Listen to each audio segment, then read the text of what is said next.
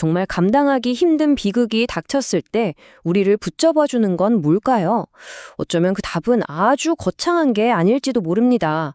오늘 이야기할 한 위대한 예술가의 삶을 보면요. 그 해답이 의외로 아주 단순한 매일의 습관에 있었다는 걸 알게 될 거예요. 자, 여러분께 한번 여쭤볼게요. 만약에 정말 상상도 하기 힘든 비극이 나에게 닥친다면 어떻게 버텨내실 건가요? 와, 생각만 해도 정말 막막한 질문이죠. 보통 위대한 예술가 하면 번뜩이는 영감 이런 걸 떠올리잖아요. 근데 놀랍게도 오늘 주인공에게 답은 그런 게 아니었어요. 바로 일정표였습니다. 네, 매일매일 반복되는 어찌 보면 좀 지루하기까지 한 바로 그 루틴. 여기에 엄청난 비밀이 숨어 있었습니다. 자, 그럼 도대체 어떤 이야기인지 한번 들어가 볼까요? 주인공은 바로 19세기 러시아의 화가 이반 이바노비치 시시킨입니다. 이분 별명부터가 심상치 않아요. 거의 황제에게나 붙을 법한 그런 칭호를 가졌었거든요. 바로 숲의 차르, 우리말로 하면 숲의 황제라는 뜻이죠. 왜 이런 별명이 붙었냐면요. 이분이 러시아의 숲을 그리는 데 있어서는 정말 독보적이었기 때문이에요. 단순히 그리는 걸 넘어서 거의 과학자가 자연을 탐구하듯이 캔버스에 숲을 담아냈습니다. 근데 진짜 재미있는 건요. 처음엔 교수님들이 그의 이런 집요함을 전혀 이해 못했다는 거예요. 심지어 자네는 화가 말고 식물학자나 하지 그래. 이렇게 비아냥거리기까지 했다니까요. 그러니까 그 안에 숨겨진 천재성을 전혀 못 알아본 거죠. 바로 이거예요. 이게 시시킨의 작업 방식의 핵심입니다. 그냥 눈에 보이는 숲을 예쁘게 그리는 게 아니었어요. 거대한 참나무 한 그루부터 발밑에 작은 풀잎 한 해까지 말 그대로 숲의 영혼을 통째로 기록하고 있었던 겁니다.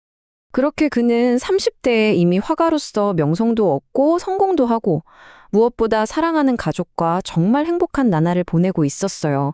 모든 걸 다 가졌죠. 하지만 이 완벽해 보였던 삶이 정말 한순간에 산산조각 나고 맙니다. 정말 믿을 수 없게도 단 2년 사이에 아버지가 돌아가시고 첫째 아들을 잃고 그 다음 해엔 가장 친한 친구이자 처남이 세상을 떠나고 그리고 마침내 사랑하는 아내와 둘째 아들마저 잃게 됩니다. 이게 말이 되나요?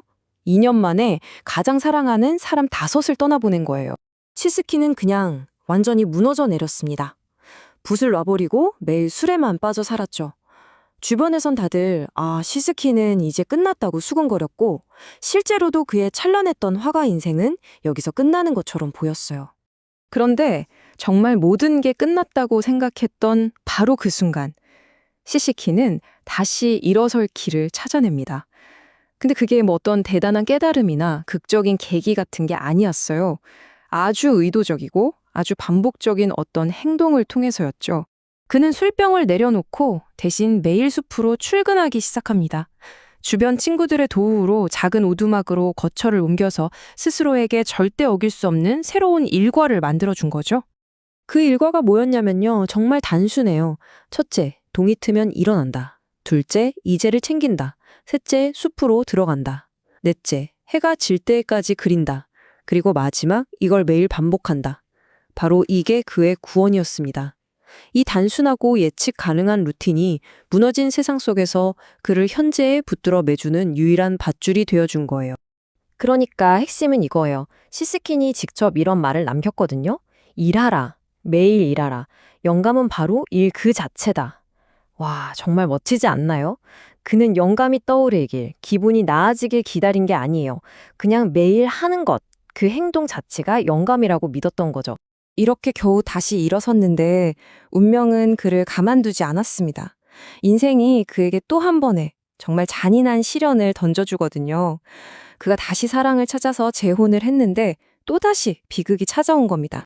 1881년 그의 두 번째 아내가 딸을 낳은 지 불과 한 달 만에 세상을 떠나고 맙니다. 겨우 다시 일어섰는데 또다시 모든 게 무너지는 순간이었죠. 그런데 이번에는 달랐습니다. 완전히 달랐어요. 첫 번째 비극 때는 예술을 포기하고 술에 빠졌잖아요. 하지만 두 번째 비극 앞에서는 그는 무너지지 않았습니다. 대신 자기를 한번 살려줬던 바로 그 습관을 붙잡았어요. 다시 매일 숲으로 출근하기 시작한 거죠.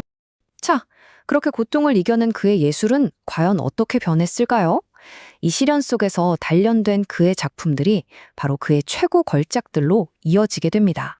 그가 비극을 겪고 내놓은 복기작, 호밀밭을 보고 예술계는 정말 깜짝 놀랐습니다.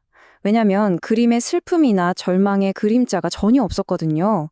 오히려 이전보다 훨씬 더 강력하고 생명력으로 가득 찬 그림이었어요. 이건 슬픔에 대한 굴복이 아니라 삶에 대한 당당한 외침 같았죠. 이후에 나온 드넓은 평원 한가운데 참나무 숲, 그리고 우리에게도 익숙한 소나무 숲의 아침 같은 작품들이 모두 이 시기에 탄생합니다. 이 그림들이 왜 위대하냐면요. 단순히 풍경이 아름다워서가 아니에요. 이 모든 고통을 이겨낸 한 인간의 강인한 의지와 생명력이 캔버스에 그대로 담겨있기 때문이죠. 이 그림 하나하나가 그가 매일의 습관으로 쌓아 올린 회복력의 증거인 셈입니다. 그리고 그는 이 루틴을 정말 죽는 순간까지 지켰습니다. 1898년 그는 작업을 하던 이젤 앞에서 손에 스케치를 쥔 채로 조용히 눈을 감았다고 해요. 마지막까지 화가로서의 삶을 살았던 거죠. 시시킨의 이야기가 우리에게 주는 메시지는 정말 명확합니다. 흔히 습관이나 루틴이라고 하면 창의성이랑은 거리가 멀다고 생각하잖아요. 하지만 그게 아니라는 거죠.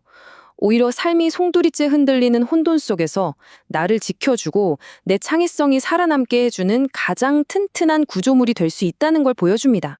그래서 마지막으로 여러분께 이 질문을 드리고 싶어요. 지금 혹시 힘든 시간을 보내고 계신가요? 그렇다면 여러분을 구원해줄 매일의 출근은 무엇이 될 수 있을까요? 거창한 게 아니어도 좋습니다. 그저 매일 묵묵히 해내는 아주 작은 행동 하나가 어쩌면 당신의 일으켜 세울 가장 강력한 힘이 될지도 모릅니다.